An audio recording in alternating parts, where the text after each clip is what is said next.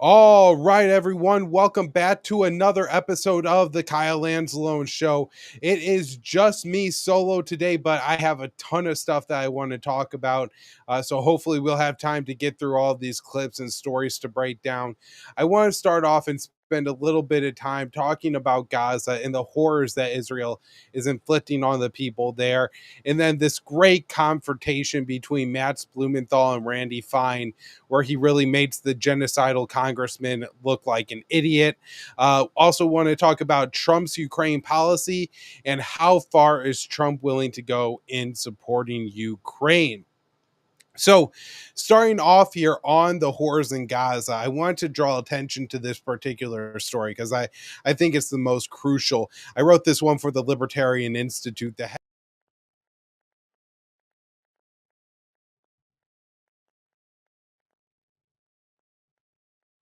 limited in what they could do in Gaza at this point in time. Israel has prevented them from bringing in aid, but they still do have a few temporary medical facilities set up around the strip. And so there are Palestinians that are bringing their children these facilities to get checked for malnutrition and then potentially treated if there's resources for that. Now, the real crisis is that there's getting to be the point where there are not the resources to treat those children. And so when 10-year-old weighing 20 pounds or so comes in to the clinic, there's no nutritional meal to give them, and so they end up dying from these ailments. And I think they said 50 people have died between just March and May of this year, children who starved to death in Gaza, and then a few more since. And there's a real concern that this humanitarian crisis, these 1 in 10 children, 10% of the children in Gaza, are not only just going to be malnourished and suffer the lifelong consequences from that. They're going to be stunted. There's all kinds of physical and mental health consequences that come from being significantly deprived of nutrients for a long period of time as a child. And that is a scar that the children in Gaza will bear their entire lives. But just in the short term, there's a lot more children who are going to be just dropping dead of starvation, or children who the only way they're going to survive is if they agree to leave Gaza.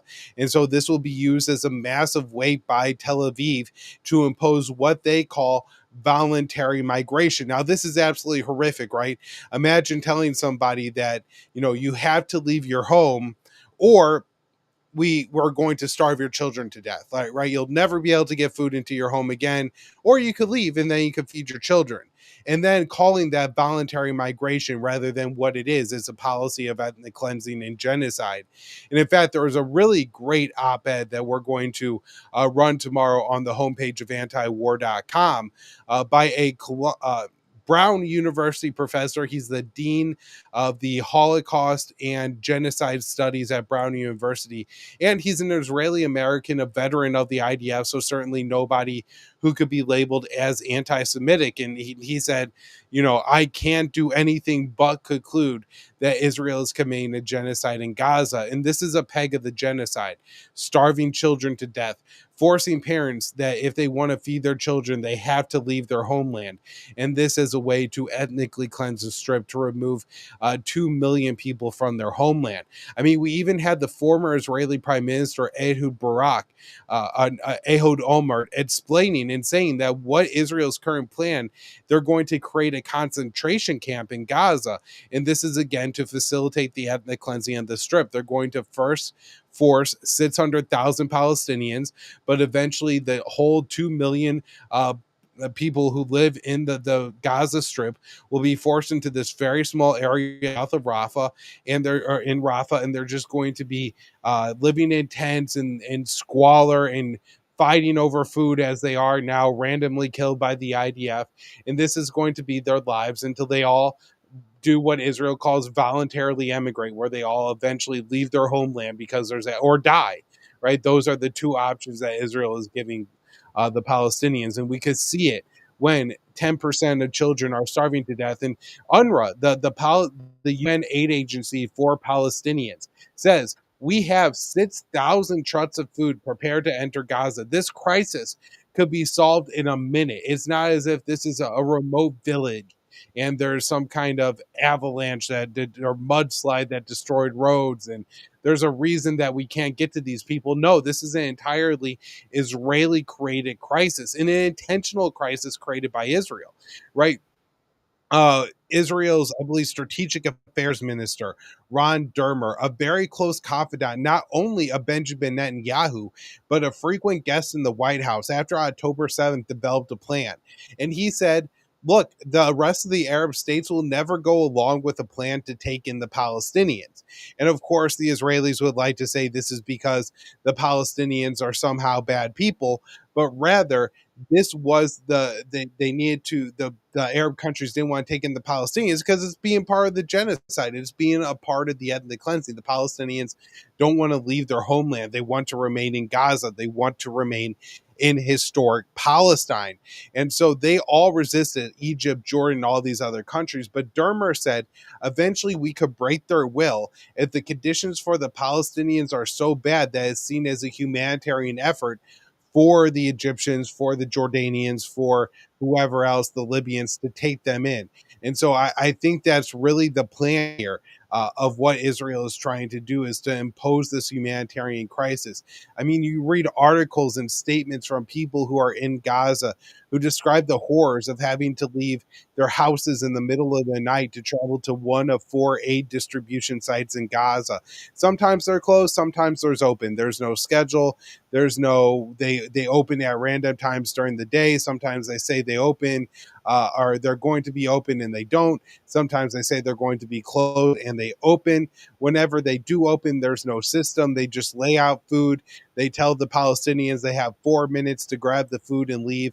This is meant to cause a complete breakdown in society, right? To cause fist fights over food, to cause conflicts and strife among the Palestinians. And then, of course, the long distance the Palestinians have to travel all day create what many have called killing fields, where the Israeli forces are just allowed to shoot and kill Palestinians as they want, and they do it time and time and time again. We're almost at 1,000 Palestinian deaths. The Gaza Humanitarian Foundation. This is an American-based organization run by an American Christian Zionist, an ally of Benjamin Netanyahu, Johnny Moore, an organization that Amnesty International says is a tool of Israel's genocide in Gaza. And these operations are just a part of the genocide. They're a part of the horrors that the Israelis are inflicting upon the Palestinians. They're making sure that the children don't get enough to eat. Now, one more thing I wanted to mention on this. The Freedom Flotilla Coalition launched another ship. I believe this will be their 3rd ship that they've launched this year. The first one was hit by an Israeli drone off the coast of Malta and disabled. The second ship is the one with Greta Thunberg and I believe about a dozen other activists, and they were arrested in international waters. Their ship was seized, and now there's a third ship that has set sail. And one of the common themes of all these ships is they're carrying nutritional food for children. They're not carrying food that Hamas is going to eat. They're carrying formula, right? These are calories to help starving children. And this ship, like the others, will be violently seized or attacked by Israel. And this is just an absolute horror. I can't believe what we're watching and what we're supporting here in the United States. In fact, now the U.S. government is actually funding the GHF, the Gaza Humanitarian Foundation, with $30 million.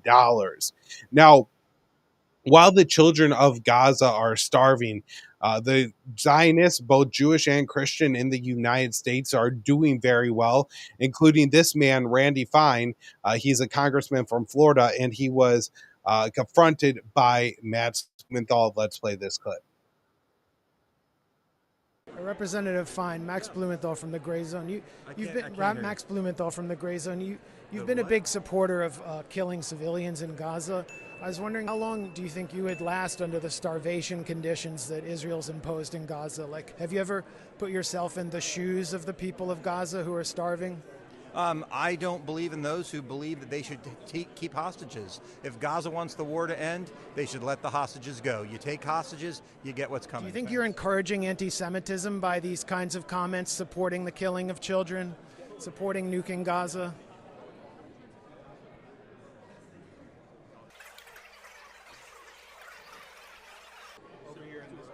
Sir, he has another interview right now. Why? I mean, why can't he do an adversarial interview? He can do an I thought you were the Hebrew Hammer. You seem more like the Hebrew Scammer.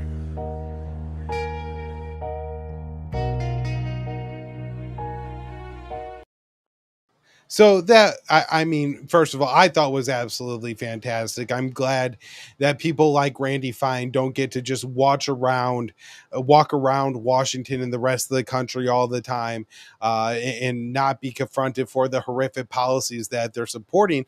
And also, this is revealing, right? Matz is accusing. He is saying, like, you support the killing of Palestinian children. Um, and he doesn't flinch, he doesn't bat an eye, he doesn't deny it, right? He knows, he embraces it. It's a public policy of his that he supports killing everyone in Palestine, as Matt's brilliantly did. As he's asking that question, he's popping up tweets from Randy Fine, that, and one of them says kill them all. No innocents in Gaza, right? This man is an absolute monster. And you could see it on his face, as, again, anybody else who's being accused of supporting killing children would deny it, at least try to. And he fully embraces it. That's who this guy is. Now, I also think Matz does a pretty good job of pointing out that Randy Fine does not look like a man who misses many, if any, meals in his life, and maybe has an extra one or two on occasion. I do that myself. Now, he is actually supporting the starving children in Gaza, though, and I think that's an important comparison to draw, a distinction to draw, that so often our elected representatives are completely insulated from all the violence that they inflict on other people around the world. I remember on January 6th, a bunch of congressmen were like sheltering in the Capitol building and talking about how unique of a horror it was. But this is a fate that they've inflicted on tens, if not hundreds of millions of people in the past couple decades alone, of just dropping bomb after bomb after bomb across the Middle East, forcing, thousands of people to really be in fear for their lives, and killing millions and millions of people. And so, that we at least point out the fact that Congress has, no ability to live through the conditions that they're inflicting on other people, is important. And just, the way he kind of takes shots at Randy Fine at the end, I thought was really brilliant, and a good bit of humor, especially since he likes to present himself as a big, tough, straw man who likes killing kids. To see him shrink away from Matt's inner questions, I thought was very revealing. Now I want to move on and talk about the war in Ukraine. Up here is Trump's take on coming tariffs on Russia. One of the reasons that you're here today is to hear that we are very unhappy, I am, with Russia. But we'll discuss that maybe a different day. But we're very, very unhappy with them, and we're going to be doing very severe tariffs if we don't have a deal in 50 days. Tariffs at about 100%. You'd call them secondary tariffs. You know what that means. But today we're going to talk about something else. And as you know, we've spent $350 billion approximately on this war with Russia and Ukraine, and would like to see it end. It wasn't my war, it was Biden's war. It's not my. So, there is a couple things in this clip I like to point out and draw attention to.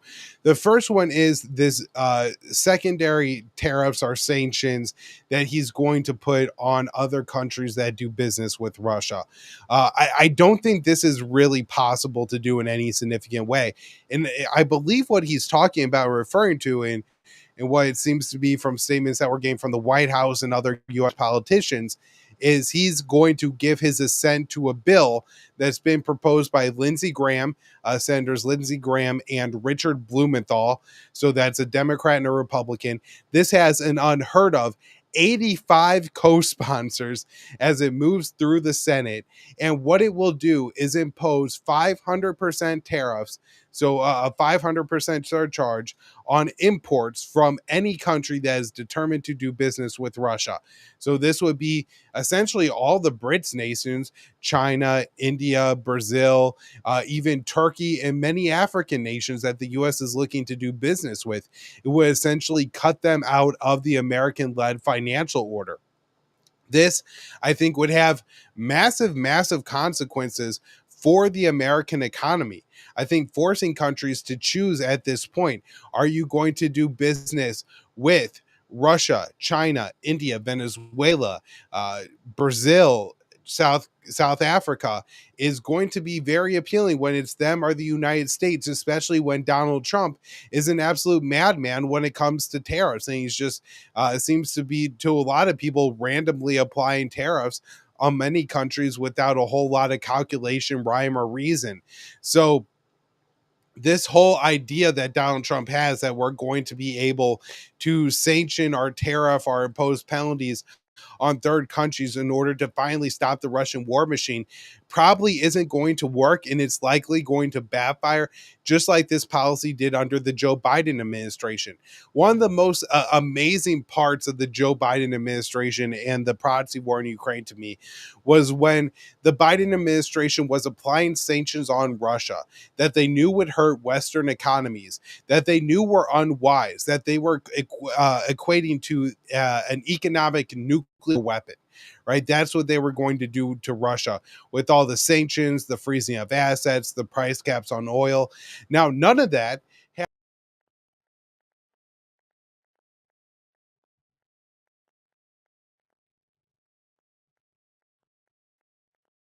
I think Joe Biden, the phrase he used was cripple the Russian economy. That's what he wanted to do. None of that had worked the way they intended it to, but they were putting more sanctions on Russia than the Western governments even wanted to, because they had gone so far in calling Vladimir Putin Adolf Hitler that you had to do more and more and more to confront Adolf Hitler, or you were going to look weak. And so Trump has given, I guess, Vladimir Putin a 50-day window to make peace, or he would start to impose these penalties. I think for a lot of reasons that obviously isn't going to work. One of the interesting ones is we have the Iranian foreign minister was at the Shanghai Cooperation Organization this week. That's the SCO, which is set up as something as an alternative to the IMF, an economic forum for countries that are outside of the American-led world and global order. And so with Iran bringing this proposal, which says not only should we look at military coordination, like how can we help each other when we're aggressed upon, which I think has interesting implications for the Middle East, but also talking about how do we work together to invade sanctions. Russia is now offering a college course in U.S. sanctions evasion, and I guess they're going to train people to go down that road. And so sanctions are increasingly becoming less effective. This isn't going to work. Vladimir Putin isn't going to feel the pressure from this, and he's going to continue to just kind of grind forward with his war in Ukraine, no matter what Trump does as far as when it comes to economic penalties. Now, the one thing, of course, that the White House could do is come to the table with Moscow with real proposals, with a way to end the war that takes into consideration, one, Moscow's control in Ukraine, the fact that they have done a very good job of inflicting significant losses on the Ukrainian military, and I think are in a position to take more and more Ukrainian territory in the coming months and years if this war grinds on. And so understanding Russia's strategic advantage in Ukraine, and then their reasonable demands about NATO force posture and not making Ukraine a NATO state, could likely lead to a deal very quickly and a resolution to this war very quickly. However, Trump doesn't want to do that. He wants Putin to just agree to a unilateral ceasefire, right? Or not, I guess a universal ceasefire in Ukraine.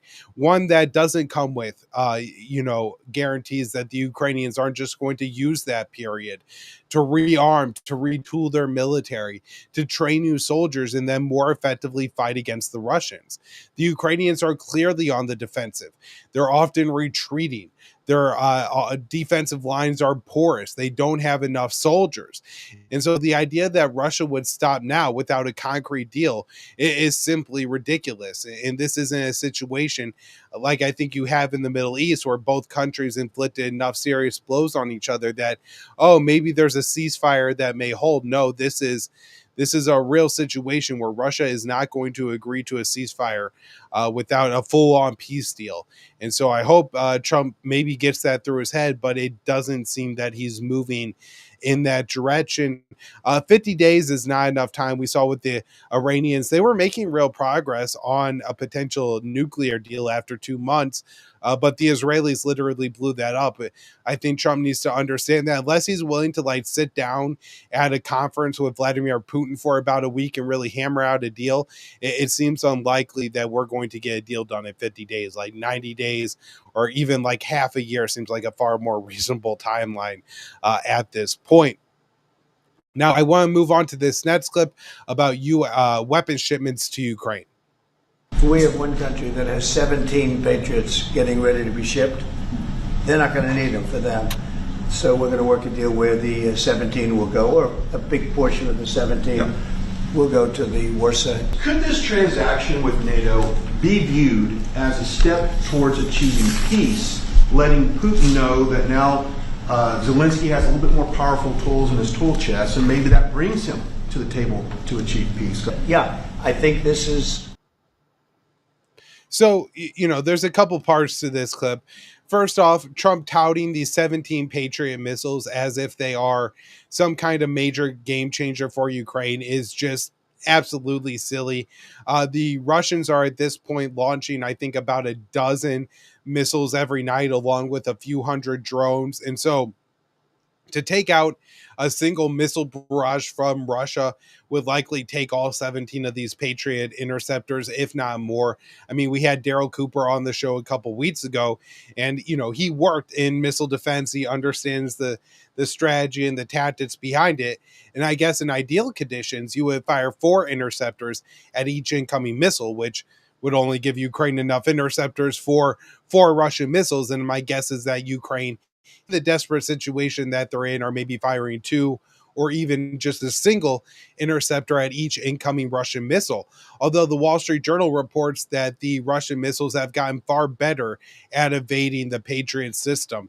They're doing this in 2 ways. The Patriots are somewhat limited, especially when there's not a lot of the overall systems, because they only have radars that are 120 degree range.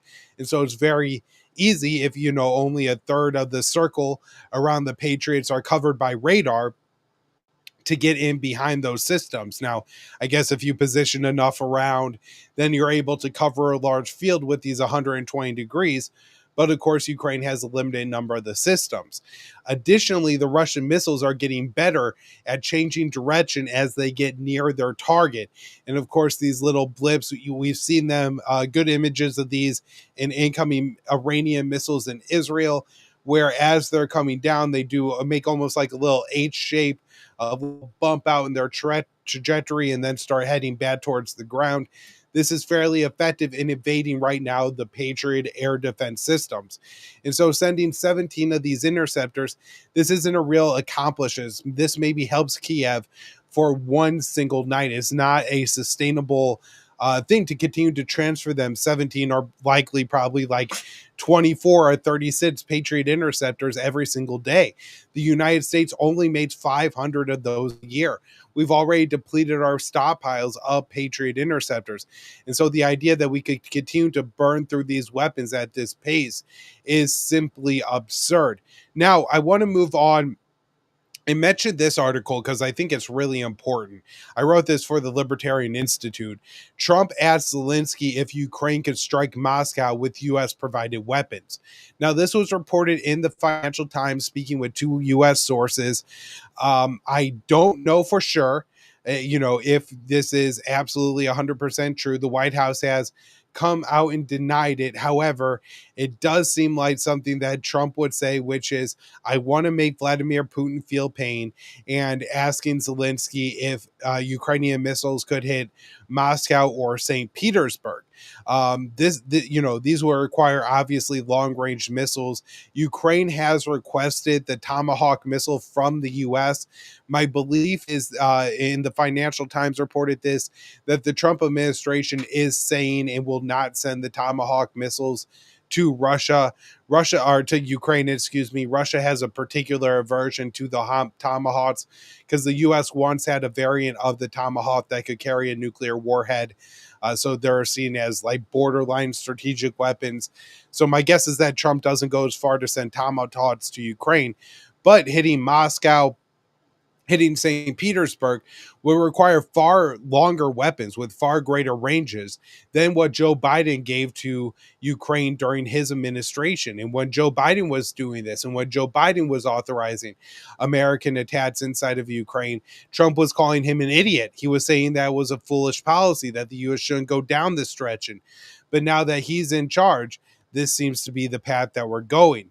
Now, before we wrap up here, I'm really concerned of just how far Trump is going to take this proxy war. So let's play this last clip.